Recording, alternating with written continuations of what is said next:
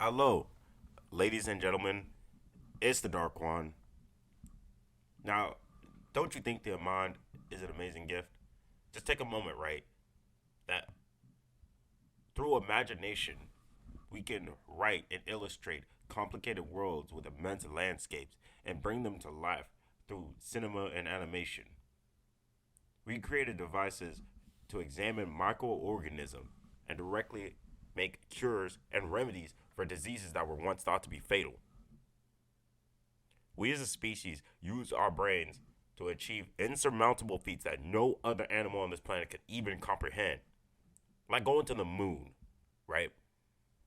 Now imagine being given such a gift, and instead of doing something to make your life better, you decide to do this.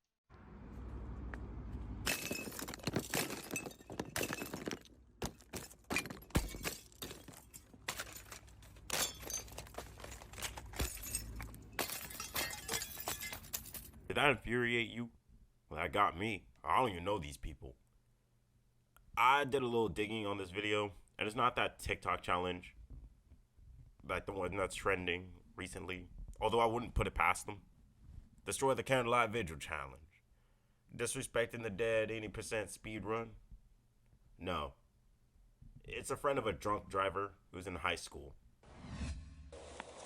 Jesus Christ. It did not take long for first responders to see the victims of this New Year's morning crash on West Flagler Street did not have a chance. Emerging relatively unscathed, Guys, I'm so sorry. Yeah. Always just dropping off a friend. Yeah. 16-year-old Alex Garcia, who prosecutors allege was impaired by alcohol and marijuana when he tore through West Dade at 111 miles an hour. I had never witnessed anything that horrific. By the time that FHP traffic homicide veteran arrived, Miami-Dade police already knew the depths of this tragedy.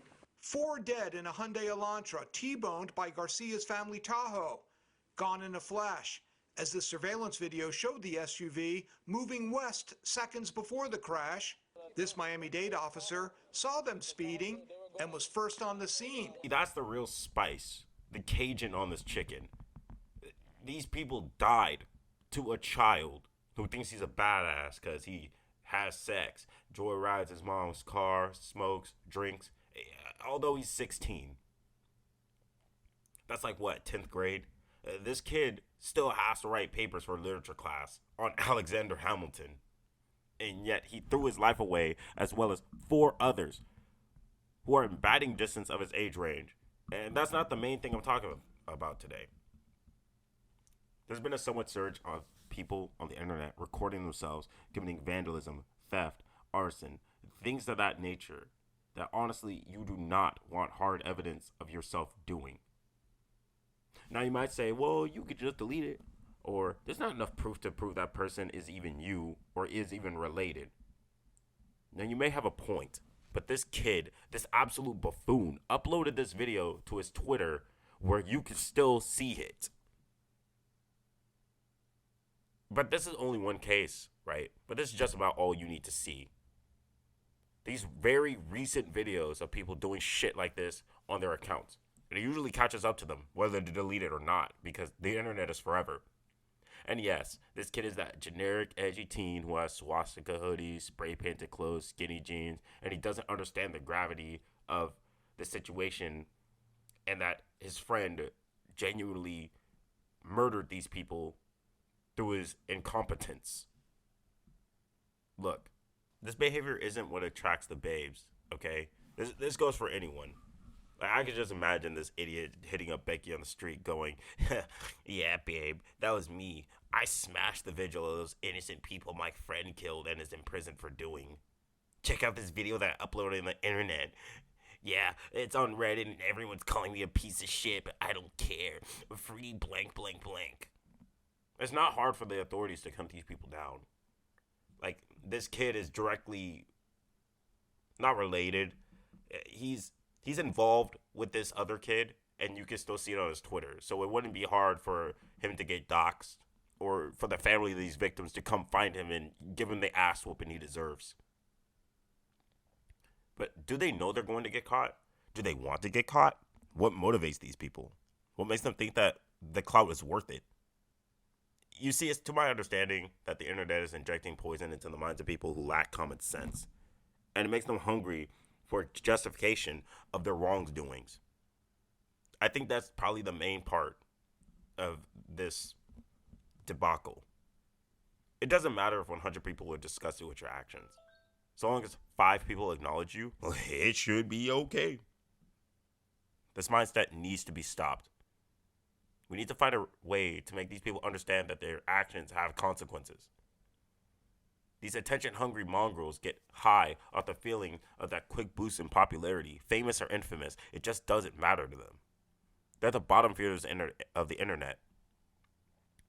They get by on that rush that comes with that validation.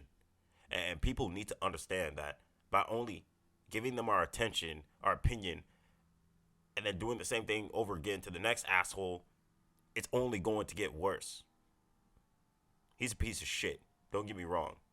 But by his actions, as well as many others, being acknowledged and not admonished, punished, and shunned, we will continue to see the same patterns. These idiots seeking validation and receiving it. We need to find a remedy for this cancerous behavior before it becomes the cycle of life. That normal thing that just happens. There's nothing cool about what this kid has done, nor his drunk friend. And I would encourage no one to defile a vigil, commit arson, theft, etc. But I'm just going to say it. I would not commit a crime unless I 100% knew I could get away with it. That's the elephant in the room, right? I'm not perfect, but I'm just going to say it. What's the point of committing a crime knowing that by shooting yourself in the knee, you cannot get away with it? Like, for real. Then they always act so surprised when they're caught. Like, I didn't do nothing. How did they know it was me? Like, come on, man. Don't you want that rush of getting away and knowing that it was you? That dopamine? Not the validation of 1 or 2 people. But that's just about the lesson today, kids. Don't commit a crime unless you know your odds of getting away scot-free are 100%.